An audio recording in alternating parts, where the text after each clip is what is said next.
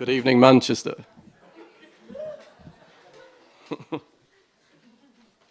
Yeah, I'm good. Okay, so I'm going to talk about things that I don't usually talk about. I'm going to show a little bit of work, but I'm mainly going to talk about how being a bit sort of mentally unbalanced is kind of really common in the creative industries and how it's kind of really normal as well. So this is kind of what I do. I'm a print designer by trade.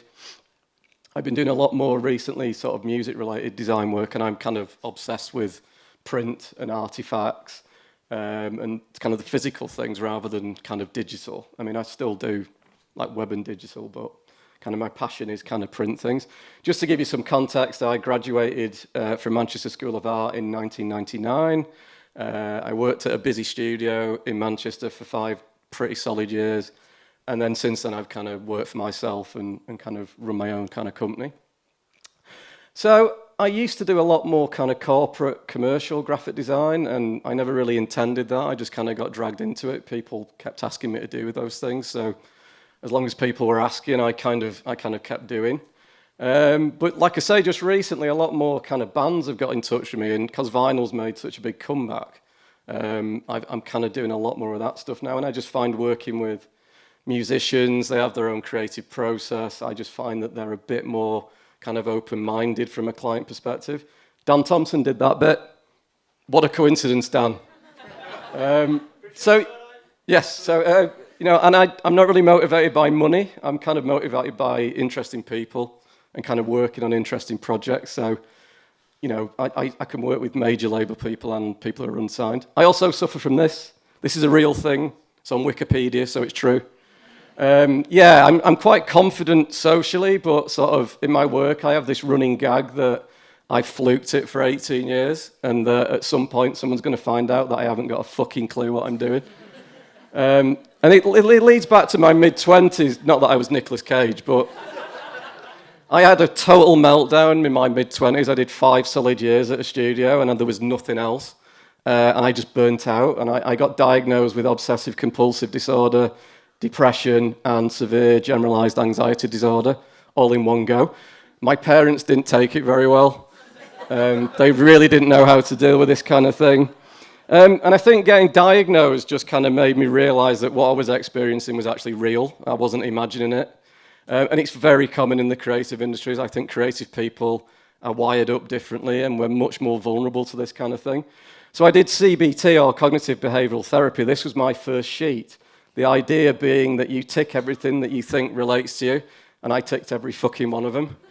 And it was good in a way, because I thought, how do they know all this about me? And it made me realize it wasn't just me, that it was actually a system. So a lot of kind of CBT and dealing with anxiety is about breaking kind of cycles and challenging kind of negative thinking patterns that you've had for years.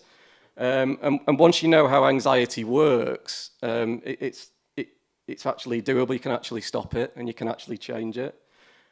These are my old cue cards. I haven't dug these out for 12 years, but I used to put these at the side of the bed. So when I woke up at 3 a.m. in a cold sweat, I had evidence written down that everything was going to be okay. And a lot of what you do with CBT is writing things down, getting them out of your head so they're not floating around there with a million other things. This is my life now. I make lists. Does anybody else make lists? Yes. That is completely normal. I make lists for absolutely everything. Jobs, shopping, life in general, things that I don't do very well. And by ticking things off, you get a sense of achievement. And by physically doing it, it gets you in a positive state of mind. Yay, Lego Star Wars. And I've also learned to focus my obsessive tendencies into more positive outlets, so I collect Lego Star Wars figures. Please note, Jyn Erso in Imperial sort of fatigues and in Imperial ground crew disguise. I'm able to still be obsessive, but in a more positive way. And I have a list for this as well. So as you can see, there's a basic typographical hierarchy. Things that are sort of red and strike through means I've collected them. That was a bit of graphic design talk then, with the hierarchy thing. And it shows me that I'm achieving things physically on paper, so it becomes evidence. Something I stopped doing when I worked at a studio was reading. I used to obsessively read, and I worked solid for 5 years and stopped reading completely. So the first thing I did when I took time off was to start reading again. And I have a book sort of case that Ron Burgundy would be proud of now. You must have other things in your life that are not design. That's also why I teach. And there's a real naivety in students and design students that gives them a fearlessness. They don't know what works. They don't rely on any graphic techniques that they've learned, so they just try anything. And I feel that keeps me kind of on my toes as a designer as well.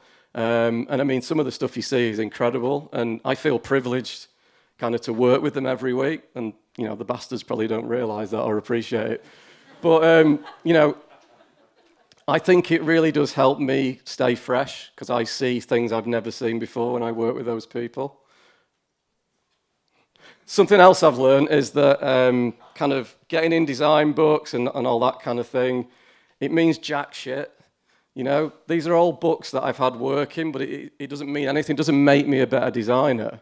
It kind of makes people think they're better designers, but it's all kind of meaningless, really. Sort of doing good work and doing your own thing is the main thing. So I say, don't be more dog, be more cat, because cats are really independent and they don't give a shit about what anyone else thinks. Stop worrying about other designers and what other designers think of your work.